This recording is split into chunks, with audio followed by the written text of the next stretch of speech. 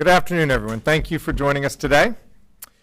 We've got a lot going on in North Carolina. So many jobs are coming to the state. So many people are making big things happen. This North Carolina Strong press conference is meant to amplify a few of North Carolina's recent positive developments in AI, economic development, public education, and disaster preparedness. First, today I'm going to sign an executive order on AI policy. AI has the potential to transform how we work, how we live. There are extraordinary possibilities with AI and also serious risks. Our state will be stronger if we are well equipped to take on these opportunities and challenges. That's why I've asked Secretary of Information Technology, Tina Piccioni, Secretary of Commerce, Lee Lilly, to co-chair the state's AI Leadership Council. It will bring together a wide variety of industry experts to help make sure that we're advancing use of artificial intelligence responsibly in North Carolina and seizing every opportunity to foster innovation.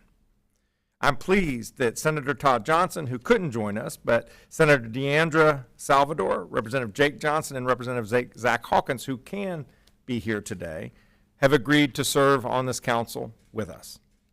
I'm also creating an AI accelerator. It's going to be within the Department of DIT to serve as a centralized hub of AI governance and implementation to improve public services. I'm directing each agency to create an AI oversight team within their department for seeking out best use cases where AI could help our government work better for people. That's what we want always, is to make government work better for people, and this is a tool that can help us do that. We're already seeing examples of AI being used by the state to identify unnecessary or overly burdensome regulations, as well as to provide user-friendly AI agents to help North Carolinians navigate state services. If we do this right, we can use AI to help unlock economic growth, attract innovation, improve government efficiency, and prepare our workforce for the jobs of tomorrow. I will now invite forward Secretary Piccioni to talk about this state's commitment.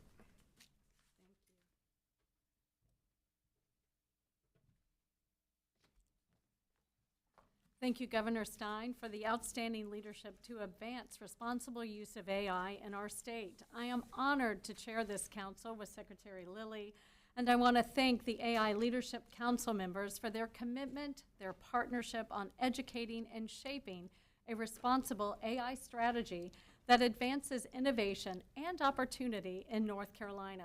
North Carolina is already nationally recognized as a driving force and supporter of AI technology, and Governor Stein's executive order will empower us with the necessary tools to continue to move forward with transformative and trustworthy solutions that benefit the people, businesses, and communities of North Carolina.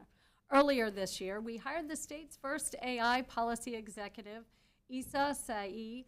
Issa is a true AI governance and ethics expert with over 25 years experience. He has helped develop AI strategies and solutions as a consultant for policymakers, the United Nations, Fortune 1000 executives, and various nonprofits. I would like to recognize him and his team for the incredible work that they are already doing on this front. We do have an AI framework in place, which is a living document for state agencies to guide the responsible implementation of AI technology. We are building on this foundation and working towards the goal of having the most AI-literate state government workforce in the nation. We've already held training for leaders across state government, and we are moving forward to build awareness and trust in how we can use this to our advantage everywhere in North Carolina. As Governor Stein mentioned, we are establishing an AI accelerator within our department to continue to explore and implement AI solutions to real-world problems. We want to drive responsible innovation by equipping all state agencies with the tools, talent, and guidance to deploy AI that delivers real results for the people of North Carolina. I could not be prouder of the teamwork that is taking place as we work together to strengthen our great state and position us for all of our future success. Thank you again to Governor Stein, and I look forward to the great progress to come.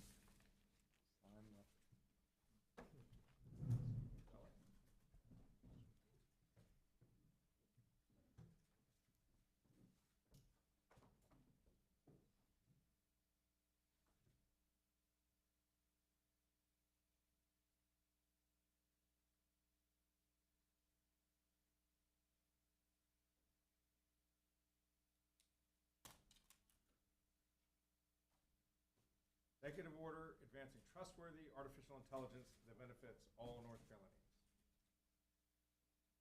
Thank you.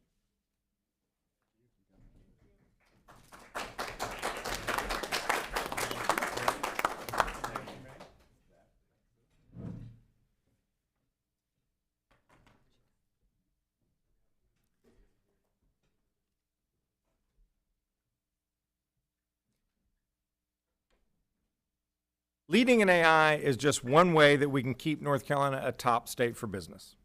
This summer, as we all know, North Carolina is ranked the top state for business in the country for 2025, the third time in the last 4 years we've earned that ranking. This accomplishment speaks to the hard work of many people because economic development is the definition of a team sport. However, we cannot rest on our laurels. We have to keep building a state that businesses and workers alike want to come and call home. Today, I want to focus on one economic sector in particular, biotech. More than 840 life sciences companies called home, do business here in North Carolina, with an additional 2,500 companies serving the industry and its unique needs. All in, we're talking about 225,000 jobs in biotech in North Carolina. The sector generates $88.3 billion in economic activity a year, $12 billion in pharmaceutical exports, and $2.4 billion in state and local government revenues. Now, I know I just rattled off a lot of numbers, but every one of those numbers started with a B. We're talking about big numbers. I recently had the chance to join Thermo Fisher Scientific for the company's ribbon cutting of its new facility in Mebane, and Genentech for its groundbreaking in Holly Springs. Together, these projects are creating more than 500 permanent jobs in North Carolina, in addition to more than 1,700 jobs in construction to build the facilities. We have developed a thriving cluster in North Carolina that, in a virtuous cycle, serves to nurture, expand, and attract new life sciences companies to the state. So we should build on that success, and we do that by planning for it. Secretary Lilly is here with us today, and he's going to tell you in a moment more about the state's strategic economic development plan that the Commerce Department is putting together to keep North Carolina in the forefront of economic development and growth in this country. I will be joining the department's listening session in Pembroke next week. Without a plan, we don't know where we're headed. So I want to thank you, Secretary Lilly, for putting us on a path to the future, and I'll now bring you forward to address the topic.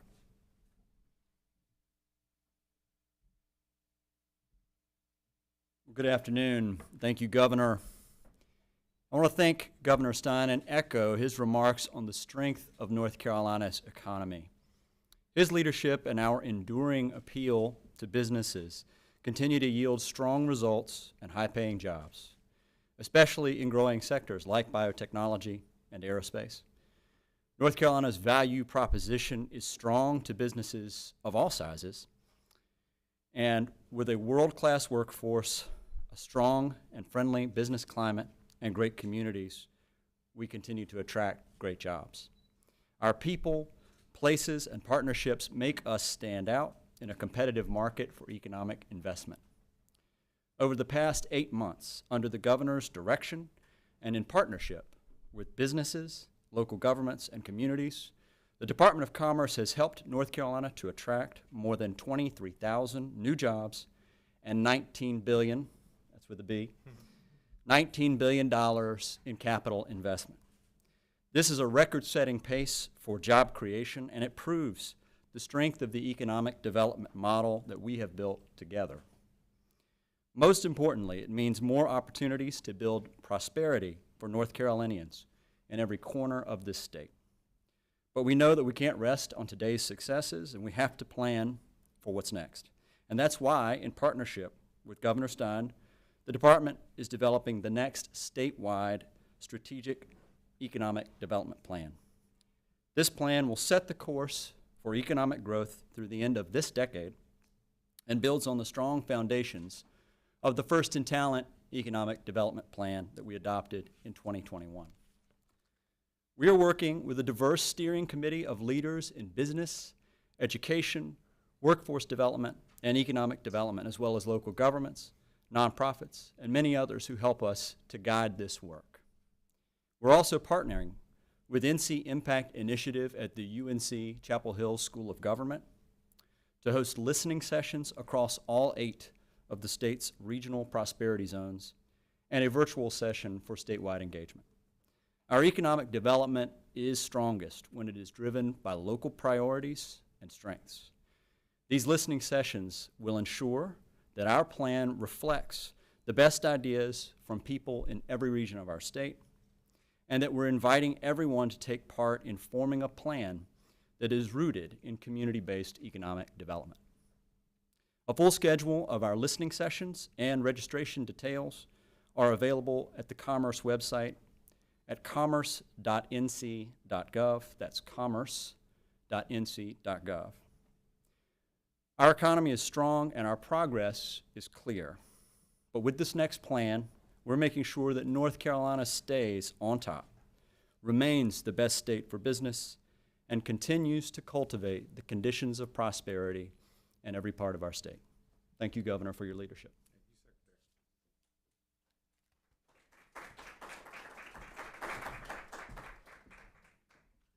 Superintendent of Public Instruction, Mo Green, will join me on our next topic, which is public education. Our public schools open doors of opportunities for 1.5 million North Carolinian young people. No matter our students' backgrounds, no matter where they live, every student has the chance to learn and grow in our public schools. They are the state's future. Therefore, they are the state's most important investment. We have to be smart and diligent about how we set them up for success. Just like with economic development, before we can make real progress in education, we first have to decide where we want to go. And that's what Superintendent Green and the State Board of Education's new strategic plan is all about. The plan is titled Achieving Educational Excellence. It sets bold and ambitious vision for North Carolina schools to be the very best in this nation. We should settle for nothing less. The plan builds on the state's successes and reimagines a system where every child is well prepared for the rest of his or her life. That means providing a rigorous education for our young people from pre-kindergarten through high school, an education that gives them the knowledge and skills to be successful in whatever they want to do after high school. Start a small business, go to community college, go to university, enlist in the military, join the workforce. This plan challenges us to revere educators, partner with parents, ensure that our children and staff have safe learning environments, and to galvanize champions for our public schools. It is a clear plan to take real actions with real metrics to make our schools the very best they can be. I commend Superintendent Green and the State Board of Education on how they developed this plan and what it means for North Carolina's future. In creating the plan, Superintendent Green traveled the state, listening to folks about their dreams, ideas, recommendations, and even frustrations. He and his team used that feedback to ensure that the plan represents the real interests of the people of North Carolina, most importantly, our students. This is North Carolina's plan. It will take us, every single one of us, working together to ensure that our students receive an excellent, life-shaping education. I'm honored to support the plan and be one of the many who will work hard to ensure its success. I will now bring forward Superintendent Green. Superintendent.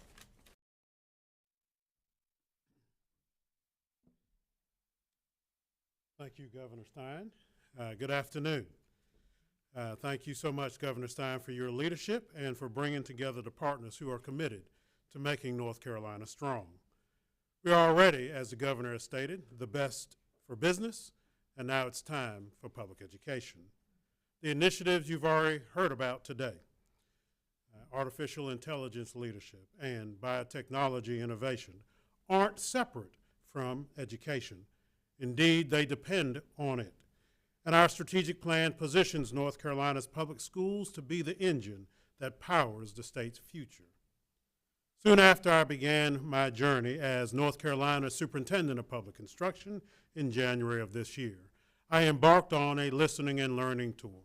We called it Mo Wants to Know. From Waynesville to Windsor, I heard one resounding message. North Carolinians don't just support public education, they demand excellence from it. And so, as the governor has already alluded to, the State Board of Education and I present our answer, if you will, to that call. A strategic plan to make North Carolina's public schools the very best in the nation by 2030. This isn't about being competitive or even about reaching the top 10. This is about being number one, because that's what our 1.5 million public school students deserve. What makes this plan special, I would submit to you, are the following. One, it is student-centered. It goes beyond just mere test scores, as important as those are, to prepare students for life. It is educator-focused. It reveres those who make learning possible. It is community-driven.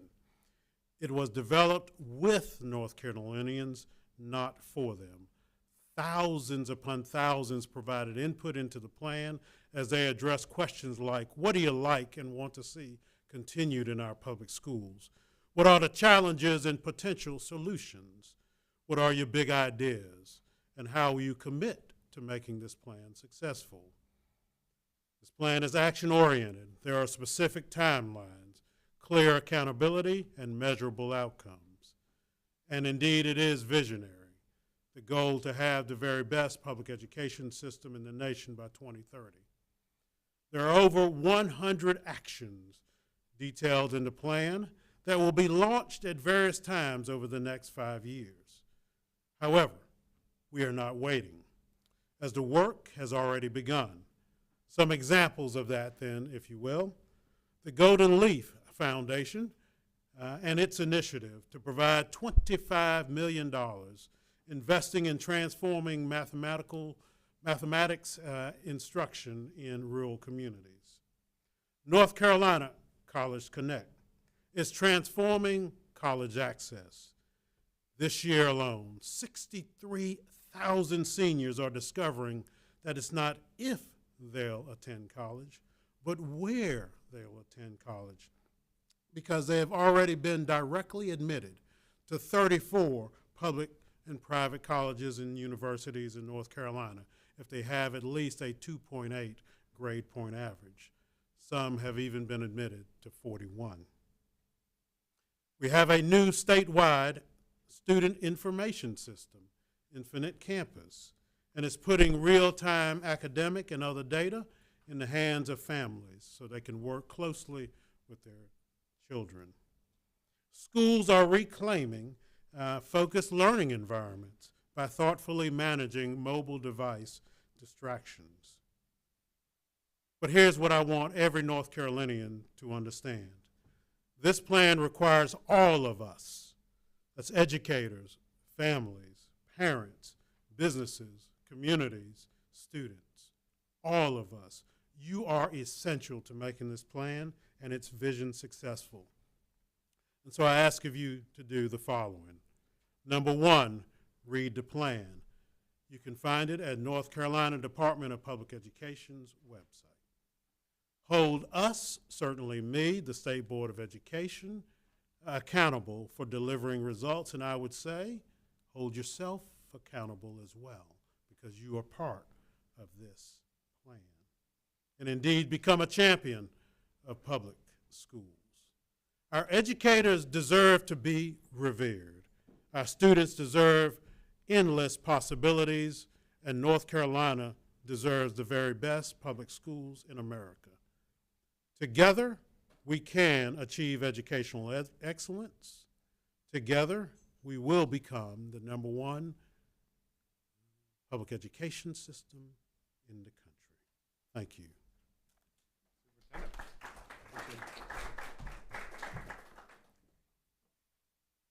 Our last topic has to do with disasters. September is Disaster Preparedness Month. Unfortunately, we all know that in North Carolina we live in the path of many natural disasters, and many parts of our state are still in recovery mode, whether it's from Hurricane Helene, Hurricane Aaron, or Tropical Storm Chantal. And let's face it, we are being hit by many more storms than in the past. Over the previous 20 years, we anticipated 35 storms to hit North Carolina. We experienced 50. That means 15 more storms came than was expected, and these storms are not just numbers. Each one of them impacted people's lives, people's homes, people's livelihoods. So now more than ever, we as a state must invest in resilience.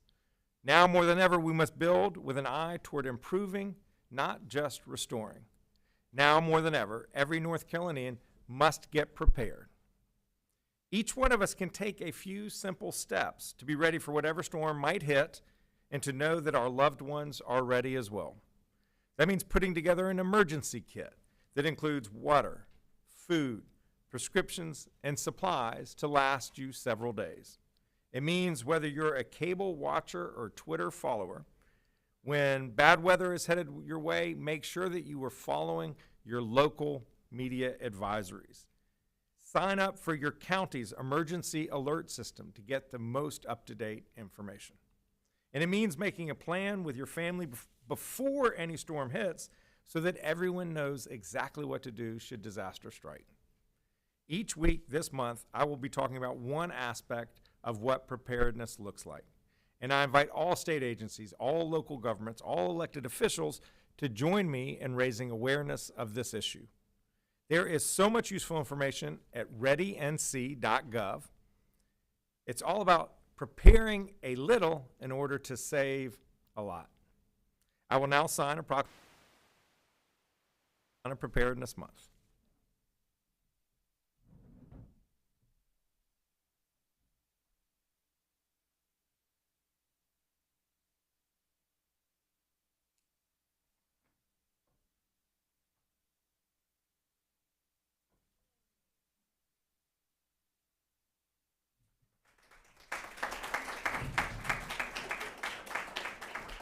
At this time, I'll invite forward speakers and the legislators to stand on either side of me, and feel free to address questions to any of us.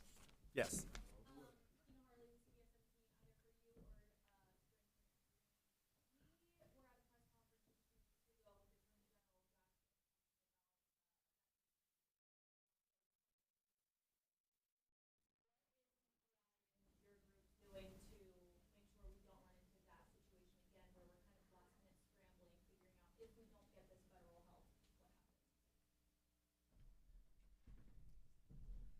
So first of all, let me be sure we set the context of what you mentioned.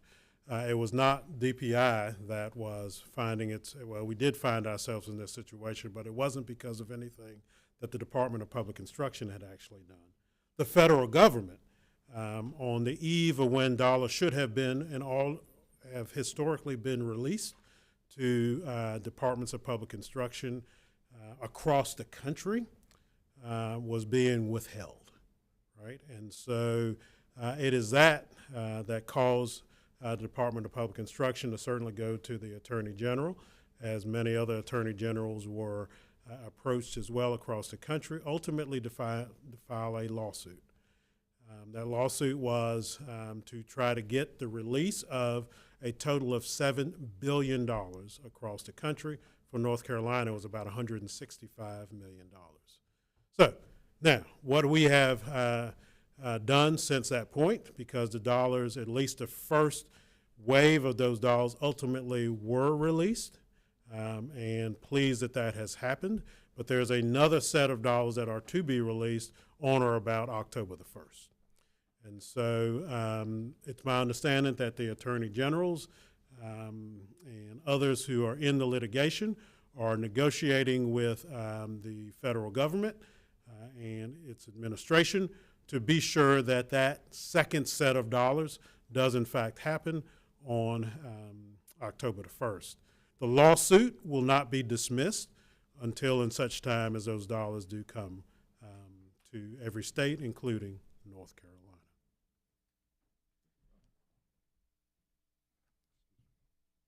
I will just add to that. I had a meeting with Secretary McMahon the day that the decision was announced, and I want to commend Attorney General Jackson and Superintendent Green for their leadership in advocating for North Carolina public school students. $5 billion, $6 billion, $7 billion, that is a lot of money. And it was gratifying to me that the first agenda item in our meeting, she immediately alleviated and said, we will be releasing those funds today. Laura.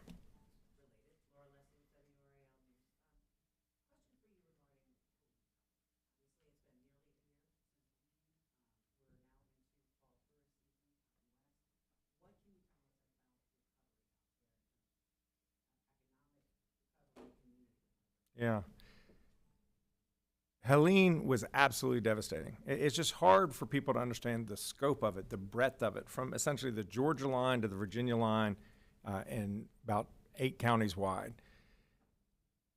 The people out west have been nothing short of inspiring. The way that they have stepped up for each other has been moving. The nonprofits that were immediately on the ground, I was in Yanceyville, no, I was in, Yancey County with Baptists on Mission, helping them very poorly hang sheetrock in a teacher's home, but the homeowner didn't begrudge me. So the relief has been amazing in terms of what people have been doing for each other. What we have to ensure is that our state government and federal government rise to the same level of those neighbors helping neighbors. So I consider that my job. I've worked in partnership with the General Assembly. In fact, Representative Johnson is on the Hurricane Helene Advisory Council that I formed to make sure that we are well informed about our priorities as we go to the legislature. And the legislature has made 2 appropriations totaling in excess of $1 billion. It is not everything that I've asked for, but it's meaningful. And so our obligation is to put those funds back into the community as effectively and quickly as we can. And that's what we're doing. We just completed the first house in our HUD CDBG DR, a lot of acronyms. That's a federal program for housing reconstruction after a storm. We were the first state to get our plan submitted, the first state to have our plan approved, the first state affected by Helene to have finished a home. In fact, no state has moved faster than North Carolina in more than a decade after a major hurricane. So folks are working incredibly hard. This is a marathon. The work will not be done in 2025. It will not be done in 2026. I'm sad to say it probably won't be done in 2027. But what we have to be is committed to the long-term economic recovery. The point I want people of North Carolina to know is that Western North Carolina truly is open for business.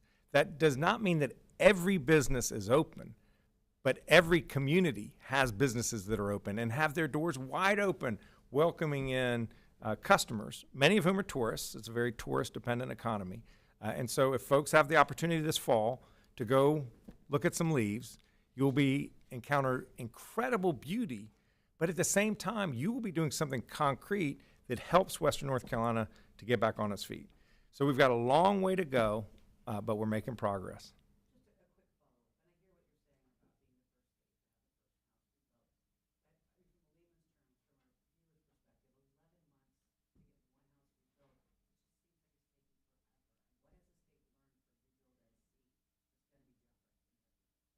Well, I think we are going as fast as you can when you're dealing with a massive federal bureaucracy.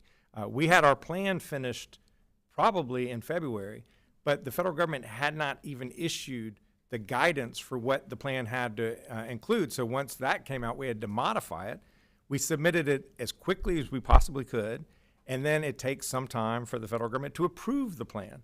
Then we had to negotiate the contract, and then they had to give us the first phase of funding. So I completely sympathize that things are not moving as fast as what people want, as what people frankly deserve. but we're moving as fast as we possibly can. I do want to commend the many nonprofit partners who are out there, Habitat, Baptists on Mission, Samaritan's Purse. There are so many more that I'm not even including, that they have been out there for months doing incredible work. And the fact is they cannot get all of the work done themselves. The nonprofit sector is critical. Neighbors, helping neighbors is critical. But when you have a scale of this disaster, a disaster of this scale, you need the federal government to step up. And frankly, that has been the biggest thing that's lacking. Not the money that was previously appropriated. We're working with the agencies, the Department of Agriculture, the Department of HUD, the Department of the EPA. Those monies that were previously appropriated are working its way through the system, and we are getting the monies out into the community. But where we are lacking is a meaningful federal appropriation. And so we need Congress and we need the administration to do a supplemental disaster appropriation. I have an $11.5 billion request before them today. We're going to be doing work over the next couple of weeks to refine that, to seek more federal support, which Western North Carolina desperately deserves. And what we're asking for is not unreasonable. What we want is for the federal government to care as much about Western North Carolina as they cared about Louisiana, as they cared about Puerto Rico, as they cared about New Jersey, states that experienced massive storms, but where the federal government provided 50, 60, 70% of the damages to help those places recover. So far, we're at about 8%. From one disaster to another, any comment on the UNC football game? Thank you for the reprieve.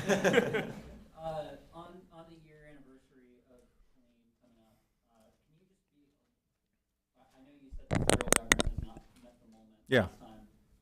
The response from FEMA and the Trump administration to that was, they said, unlike the previous administration's unprepared, disgraceful, inadequate responses to natural disasters, the Trump administration is committed to ensuring Americans get help in a quick and efficient manner. Do you agree that it's been quick and efficient, and where specifically 11 months later are the areas of support that you're not getting help that you need? There were a period of weeks, maybe even months, where we were not getting reimbursed by FEMA for expenditures that local governments made. It's called public assistance, to do disaster cleanup or to repair some critical infrastructure in a community. I will note and appreciate that in the last 2 weeks, the states received over $150 million of that reimbursement. So that's a very positive development. We have about 50 million more that they haven't gotten to yet, but the fact that they are working through the list gives us encouragement. There remains about $90 million in resiliency work that isn't done on a reimbursement basis, but you get approval and the check, and then the local government can go do the investment. That money has been frozen. So we've continued to push FEMA to release those funds that have been approved. Where my concern isn't so much as whether the agencies are doing a good job getting out the money that Congress appropriated last December. We've been working well with them in that regard.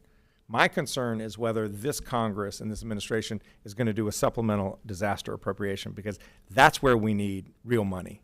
We've had good money, but we need real money to help Western North Carolina get back on its feet quicker. And on the state side, if lawmakers don't come back to Raleigh at any point this year for votes, what does that mean for Western North Carolina? Well, there's always more that the state can do as well, and we work closely with the legislature in that regard. There are I'm going to be putting forward to them an additional Helene recovery request.